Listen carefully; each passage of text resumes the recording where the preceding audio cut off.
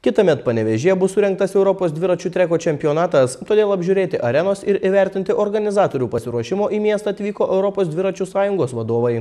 Vos prieš mėnesį išlydėjęs Europos vyrų krepšinio čempionatą Panevėžys ruošiasi priimti dar vieną aukšto lygio renginį. Kitąmet Cido arenoje bus surengtas Europos dviračių treko čempionatas. Senojo žemyno pirmenybės Lietuvoje turėtų vykti spalio 19–21 dienomis. Likus 1 metams iki čempionato starto šiandien Panevėžyje apsilankė Europos dviračių sporto sąjungos generalinis sekretorius ir treko komisijos vadovas. Svečiai iš užsienio ne tik apžiūrėjo arenos treką, bet ir pagalbinės patalpas bei inventorių.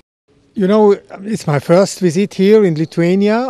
mano pirmas vizitas Lietuvoje. Atvykome su federacija ir čempionato organizatorių grupe aptarti pirmenybių detalės. Mano pirmas įspūdis labai geras. Arena fantastiška, nepastebėjome jokių problemų, kurios trukdytų čia vykdyti čempionatą.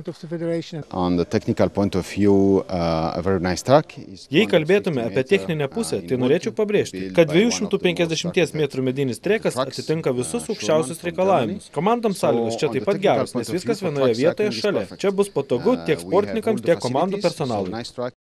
Kaip teigia Lietuvos dviračių sporto federacijos prezidentas Romualdas Bakutis, svečiai iš Europos dviračių sporto sąjungos priekaištų organizatoriams neturi. Prezidentas taip pat patikino, kad organizuojant dviračių čempionatą Panevėžyje nebeteks spręsti apgyvendinimo klausimų. Mat šią problemą išsprendė prieš tai vykęs krepšinio čempionatas. Mes džiaugiamės, kad tai, ką investavo miestas į krepšinio čempionatą, ką investavo miestas į areną, kad tai iš tikrųjų jau vyksta, kad sportiniai renginiai ateina, kad ir šiandien dienai čia atvažiuoja ir Suomiai treniruotis, atvažiuoja ir Estai treniruotis, ir kiti skandinavai, ir norvegai, bet mes manom, kad po to čempionato vykstant treko renginiams Europoje, adaptuoti čia galėtų atvažiuoti daugiau žmonių.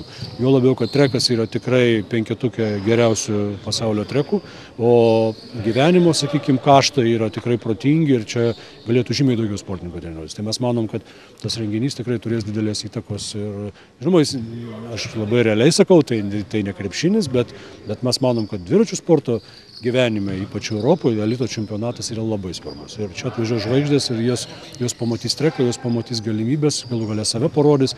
Ir manau, kad tai didžiulė galimybė panevėžiečiams irgi parodyti save ir pamatyti pasaulio žvaigždės. Skaičiuojama, kad į Europos dviračių treko čempionatą atvyks apie 250 sportininkų, per 200 trenerių bei aptarnaujančio personalo darbuotojų.